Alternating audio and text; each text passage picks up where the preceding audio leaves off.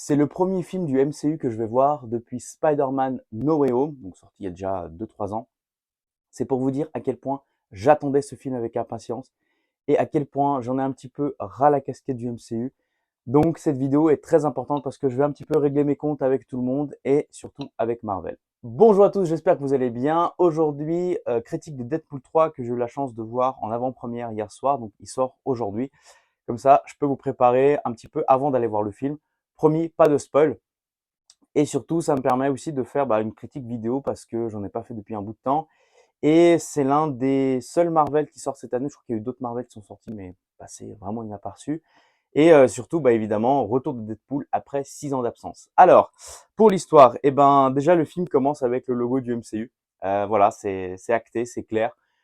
Deadpool fait partie du MCU. C'est clair et net, il apparaît même dans les génériques, dans le truc. Donc ça, c'est la première chose qui a fait plaisir, en fait. Ça fait bizarre, mais c'est cool. On va tout de suite rentrer dans l'histoire. Le film se passe exactement 6 ans après donc le dernier film, donc après le 2.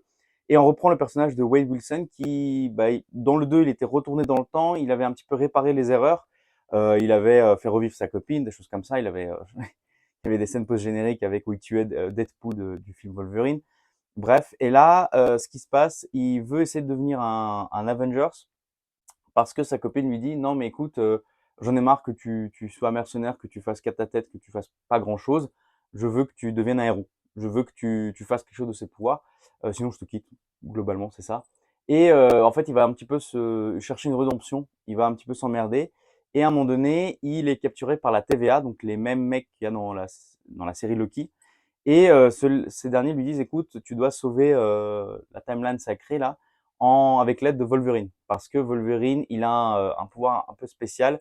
Dans chaque univers, dans chaque timeline et dans chaque univers, vous avez un héros ou un super-héros qui a une puissance un peu plus que les autres, parce qu'il peut sauver des timelines. Du coup, Deadpool se lance à la poursuite de ces Wolverine, ce qui donne l'occasion d'avoir une super scène avec des caméos d'acteurs ou de personnages de Wolverine qui sont juste à mourir de rire. Et en fait, il va retrouver Wolverine et ensemble, ils vont partir en quête pour restaurer un petit peu la timeline. Et sans, évidemment, il y aura des péripéties, il y aura même des bastons de T2 au début. Et le but, en fait, est de sauver le multivers. Donc voilà. Évidemment, le film possède une tonne de caméos. Autant le film, le 2, il y avait un tout petit peu le 1 aussi. Là, le film, mais il est rempli de ça. Il y a des caméos de partout. Vous allez voir des acteurs célèbres, vous allez voir des personnages célèbres. Vous passez votre temps devant l'écran, vous faites: «Ah tiens, ouais, mais c'est lui, c'est lui, c'est lui, c'est ah ouais, mais en fait c'est ça». Ça fait plaisir, évidemment, c'est toujours aussi fun. Le film est à mourir de rire, vraiment.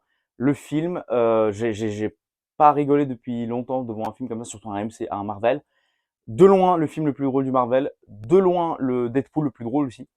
Euh, il y a des vannes qui fustigent, il y a des références, il y a des caméos, il brise le quatrième mur, donc évidemment c'est toujours aussi drôle. Des super références, des méta-références, des références dans la vie civile aussi. Par exemple, il n'y a pas que les super-héros, il y a aussi dans la vie de couple de certains acteurs, des choses comme ça. Bref, c'est à mourir de rire. On a passé, la salle était à moitié pleine, on a passé notre temps à rigoler parce que vraiment, c'était vraiment fun. Point un petit peu en retrait, c'est que évidemment, le film maintenant fait partie du MCU. Et alors, je dirais pas que ça devient un film Disney tout public, mais on sent la patte Marvel quand même qui arrive. On sent qu'il y a certaines petites choses qui rentrent. Évidemment, il y a le multivers. Évidemment, il y a tous les personnages. Évidemment, vous rentrez dans cette spirale de je dois tout regarder pour comprendre le film. Donc là, en l'occurrence, vous devez alors, ils expliquent un peu ce qui se passe avec la TVA. Clairement, vous avez déjà vu parce que c'est les mêmes décors qu'il y a dans la série Loki, mais c'est vrai que si vous avez regardé, ça aide un peu quand même. Ça aide beaucoup plus que si vous découvrez un nouveau spectateur. Il y a un problème avec les enjeux aussi. On est là, tout va trop vite. Autant dans le 1, on comprenait les enjeux parce que c'était la santé de Deadpool. Dans le 2, il y a ce côté rédemption parce que sa copine est décédée, donc il veut sauver un enfant et tout. Là, encore une fois, on a ce problème digne du MCU, c'est que les enjeux sont tellement immenses, tellement grands, qu'on n'arrive pas à s'y fier, quoi. Je veux dire, oui, je dois sauver la timeline sacrée, je dois sauver tout l'univers MCU. Oui, mais c'est un peu trop gros, on comprend pas trop d'où ça sort, parce qu'évidemment, il faut avoir vu tous les autres MCU pour comprendre pourquoi c'est ça. Donc, à ce moment-là, on est un petit peu, bon, ok, oui, tu dois retrouver Wolverine et tout. Et en fait, alors évidemment, c'est aidé par le fan service. Tout, c'est presque ça le problème, c'est que le film, on lance le film, mais il est tellement ponctué par le fan service qu'on se dit bon, bah, c'est pas grave, on comprend pas très bien ce qu'il doit faire et tout. Mais il y a tellement de caméos, tellement d'histoires, tellement de vannes que on suit le truc. Donc voilà. Euh, et en fait, c'est le gros problème pour moi du film, c'est que j'ai passé un excellent moment devant le film. J'ai adoré, j'ai rigolé, c'était top. Mais le film est bourré de fanservice, propre à Marvel ou MCU. Le film est bourré de références en tout genre, de blagues, de critiques méta et tout ça. Et en fait, en sortant de la salle, je me suis rendu compte que, en fait, oui, le film est drôle, mais il ne se suffit plus à lui-même. C'est ce problème avec le MCU, tout ça, c'est qu'à un moment donné, vous devenez juste un petit pion dans un univers plus gros. Vous êtes obligé de regarder tout l'univers plus gros pour apprécier le film.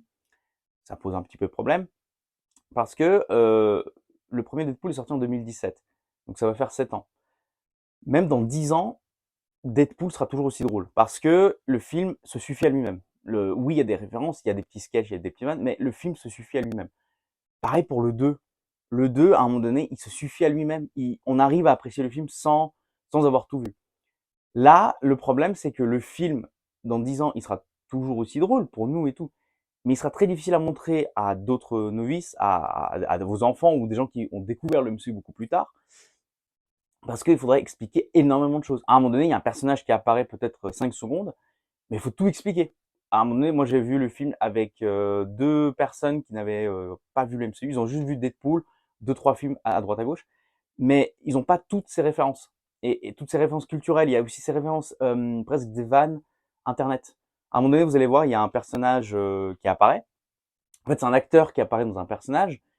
Et quand tu vois, tu dis, bon, ok, très bien. Mais en fait, toi, en tant que fan, tu sais que c'est une référence internet, que c'est presque un délire que les gens ils avaient depuis des années. Enfin, tu connais toute l'histoire derrière. Donc oui, pour toi, c'est drôle.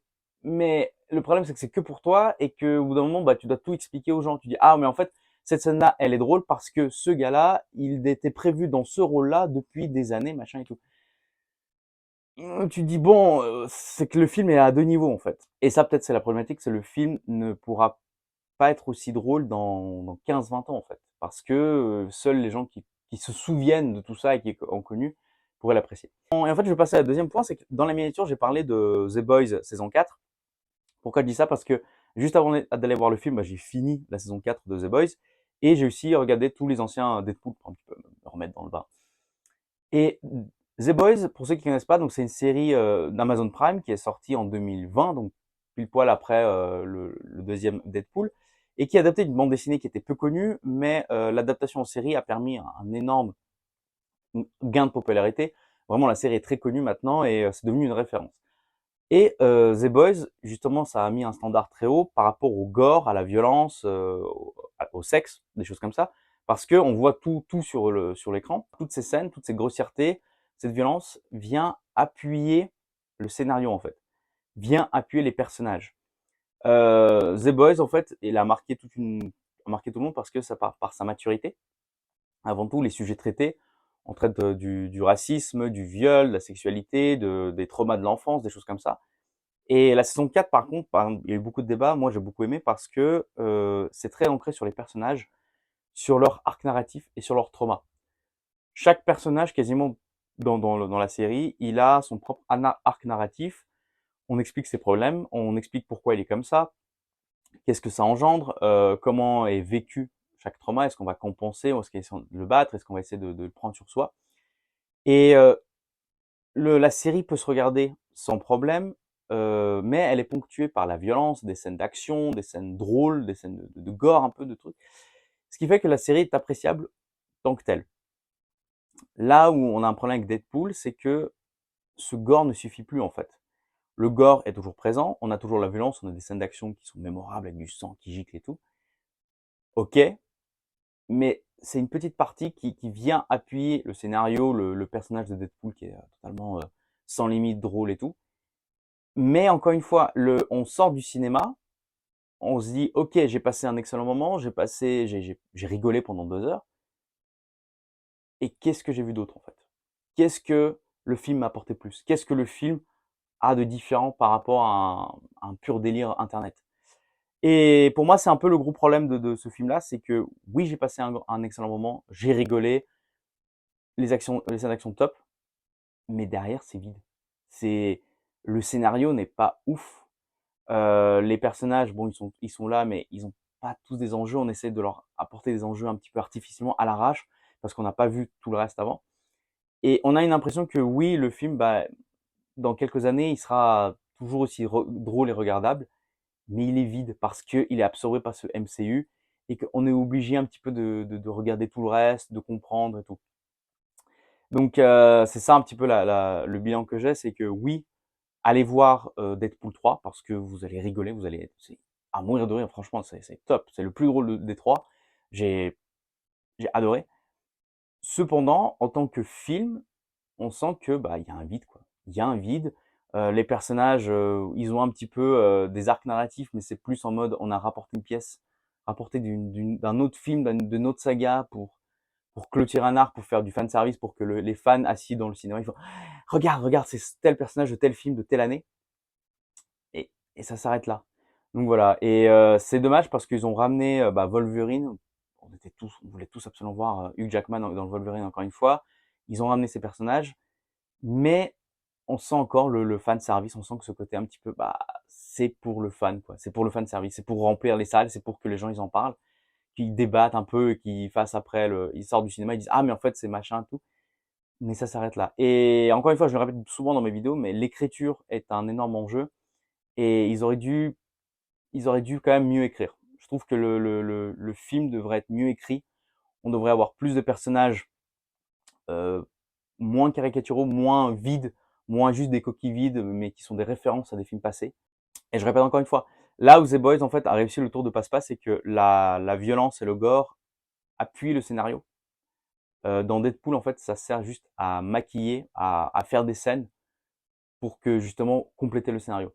Le film, je vais vous dire, à un moment donné, j'ai même pas compris tout le film au début. J'ai pas du tout compris pourquoi ils faisaient ça et tout. C'est par la suite que j'ai un petit peu, ah oui, ok, d'accord, c'est comme ça. Et c'est dommage parce que il y avait une carte à jouer.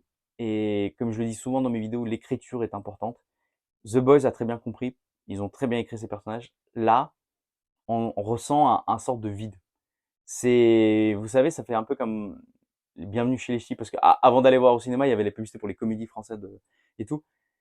Et en fait, vous savez, c'est comme le film Bienvenue chez les Ch'tis. Oui, c'est drôle, oui, vous riez à gorge déployée, mais finalement, tu enlèves le scénario, tu dis, bon, qu'est-ce que j'ai vu? Qu'est-ce que le film, de quoi le film parle?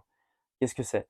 Et justement, bah voilà, c'est ça Deadpool, c'est que on a vu un film, on a vu des scènes d'action mémorables, on a vu des vannes, mais ça s'arrête là. Et du coup, on se pose la question, qu'est-ce qui va être la suite? Est-ce qu'on aura un Deadpool 4? Est-ce qu'on aura un Deadpool dans le MCU? Est-ce qu'on aura un Deadpool dans les Avengers et tout? Et on a perdu ce côté un peu bah, équilibre entre bah, van et un scénario bien ficelé. Donc voilà.